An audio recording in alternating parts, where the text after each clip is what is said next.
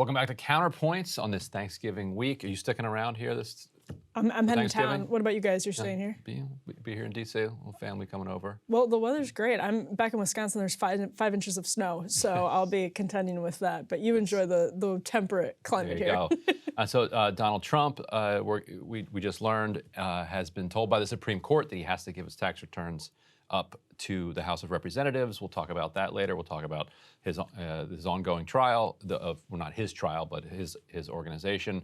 A lot of global news to get to. But first, here in the United States, the hero of the Colorado Springs shooting has been identified as Richard Fierro. Absolutely extraordinary, inspiring, and heartbreaking story. Put up A1. I think the Times might have been the first to kind of confirm his identity. His family had posted on Facebook detailing some of what had happened. We're learning more as he's done additional interviews. It's one of the most heroic and selfless acts that we've been witness to, I think, in this country in a very long time. He spoke to CNN recently. Let's play a clip of that video. It may not even have been a window left, but I saw a lot of people, and this guy was there, and I saw the ACU pattern flak vest. And for me, that was like, there's a handle, I'm getting it. So I ran across the room, grabbed the handle, pulled him down, and then started to, well, actually, I think I went for his gun with him. His rifle flew in front of him, and the young man that tried to jump in there with me, we both either pulled him down or whatever, but he ended up at his head, and right next to the AR.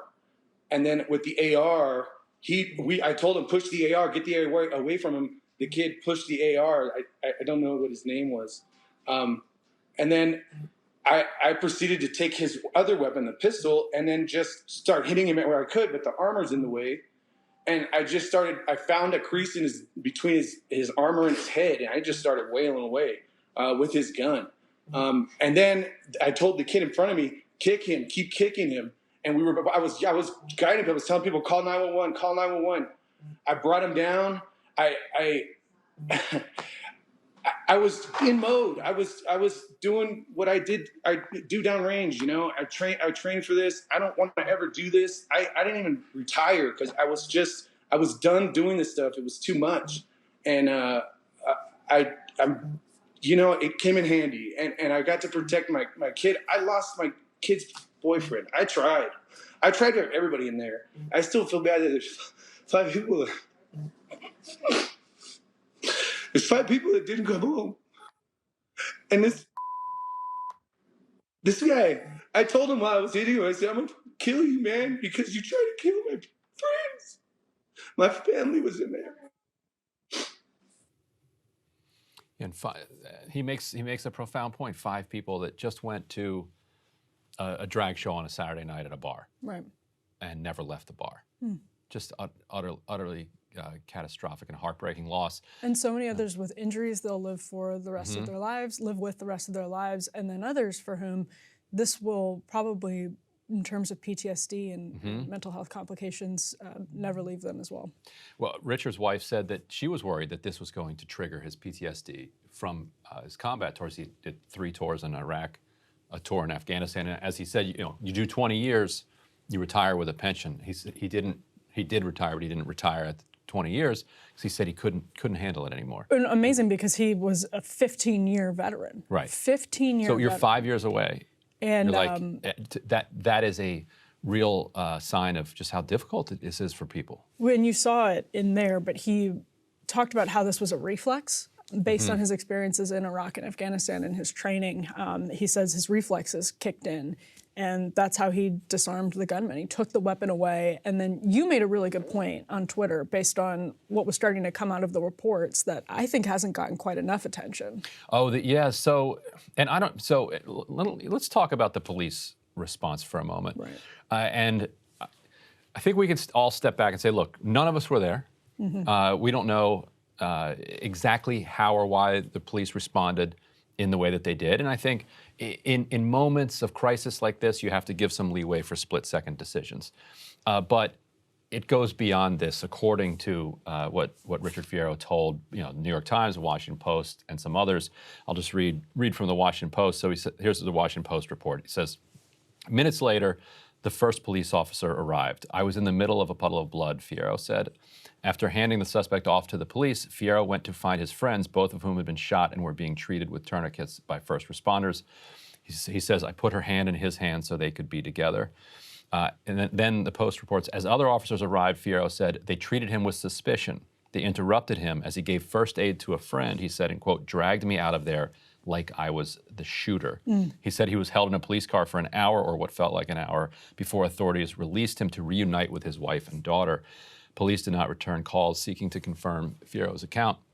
So he knew that his wife and daughter had been wounded. He didn't know about his daughter's boyfriend, who he later learned had been killed. All he wants to do is find out how his wife and daughter are doing.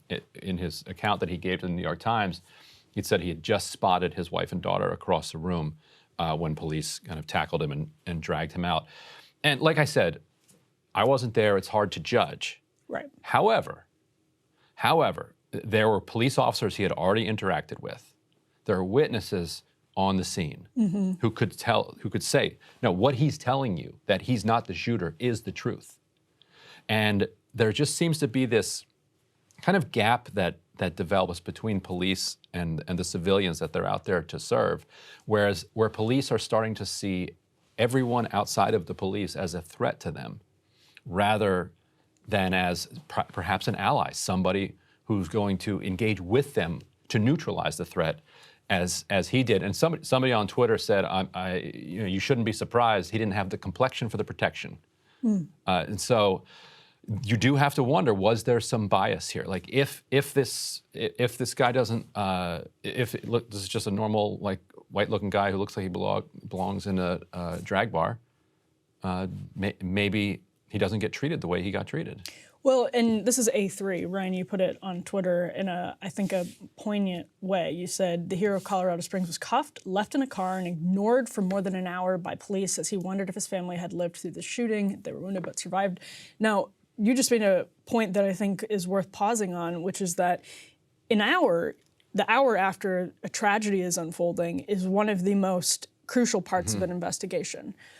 Why is the guy who tackled the shooter, I understand he probably had the gun, but why is the guy who tackled the shooter being isolated and not, why does it take them an hour? And granted, he was just involved in a tragedy, maybe his timing is off, maybe his concept of how long it was is off, but if it's the case that he really was sidelined for an hour with no knowledge of how other people were doing, that's a crucial hour in sort of putting the facts together as they're fresh. Right, and like you said, the time might be off. The New York Times article first said more than an hour. It was then changed to what seemed like an hour.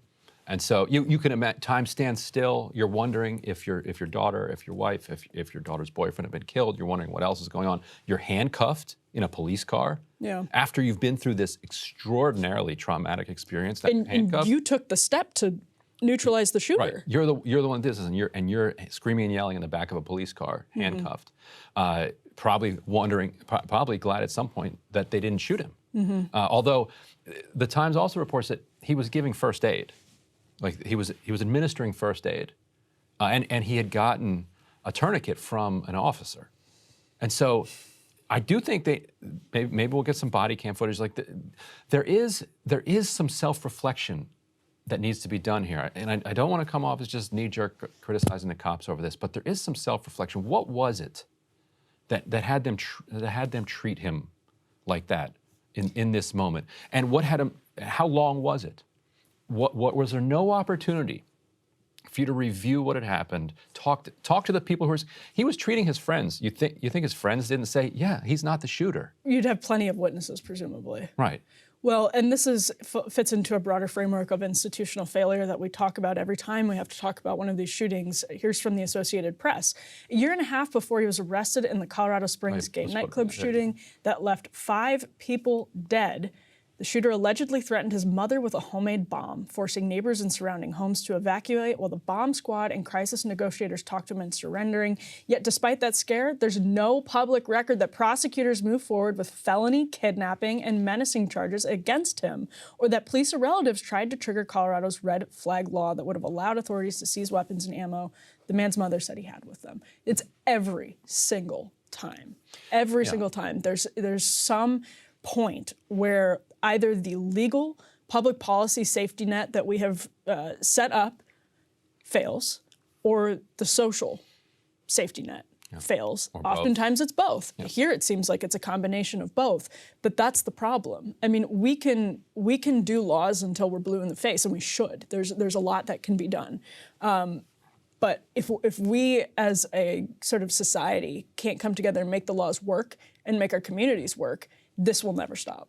And what likely happened here, just reading between the lines, is that his mother probably didn't want to press charges against him. Like, she got through the situation, we're going to move on, and without pressing charges, it becomes difficult to get the guns taken away or to get a red flag on there. If she had pressed forward, or if the neighbors had pressed forward, maybe that could have been done. But certainly the Colorado Springs and those local county authorities, the politics out there are not such that they're going to be pursuing on their own kind of red flag laws.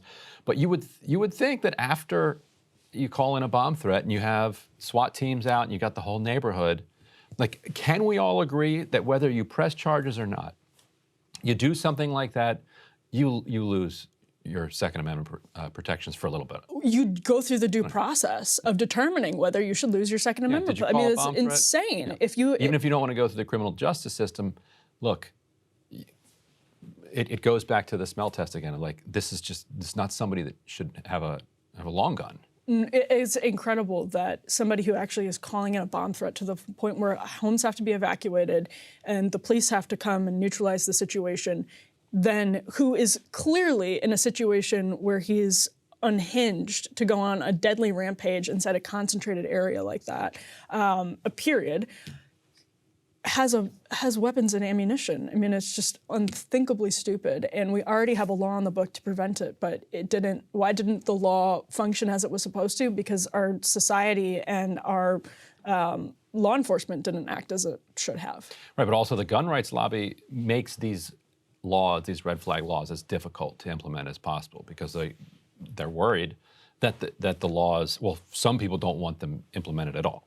Like, they are flat out opposed to red flag laws. Try to pass a red flag law, in a Republican state and see how that goes. The county wouldn't have passed one. It's only because Colorado has gone Democratic that they've been able to even put that into effect, despite the fact that the Aurora shooting was right near there. Columbine isn't far from there. Like, this is a place that has seen more than its share of tragedy.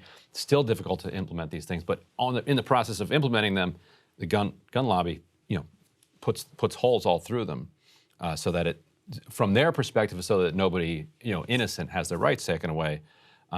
But in practice, makes it very difficult to enforce them, and especially if it's county by county. This is a case where it doesn't matter how stringent the red flag law was or was not. It clearly should have been triggered. There's absolutely no reason. Bomb threat? Why. Yeah. And again, this is just 18 months. This is just a year and a half earlier. It's not 5 years in the past or 10 years in the past. It's extremely recent. And to the point we started this block talking about, a nightclub, we've seen what happens with mass violence in nightclubs and areas where people are packed in so close together. What this man did, what Richard Fierro did, saved so many lives. 5 dead, 17 wounded. I mean, that's incredibly high and tragic. I think that would have gone even higher. Right. I think almost certainly that would have gone even higher if he didn't act as quickly and strategically as he did. Absolutely. And to finish this segment up, what some people have noticed is that on his website, Atrevida Brewery Company, he co-owns a brewery in Colorado Springs. You can buy gift certificates there. And so, he also has a bunch of really cool-looking merch. Oh, cool. Yeah, if you go to you got merch? It's Atrevida Beer Company, nice. beerco.com. You can find that, but if you go to shop, you can buy a gift certificate Obviously, I don't expect many people out here are going to wind up in Colorado Springs ever, probably. I'm sure it's beautiful. But if you buy the gift certificate and never use it, that's just a way of saying thank you, for what he did. Yeah, absolutely. Hey guys, ready or not, 2024 is fully upon us now, and Soccer and I have been brainstorming ways that we can really up our game for this critical election. Yeah, we rely on our premium subs to expand our coverage, to add staff, to upgrade the studio. We just want to give you the best independent coverage of this election, which is possible. So if you can help us out, become a premium subscriber today, breakingpoints.com, or the link is down here in the description video. It really means the world to us, and if you like what we're all about, this is the best possible way to keep us 100% independent, working only for you.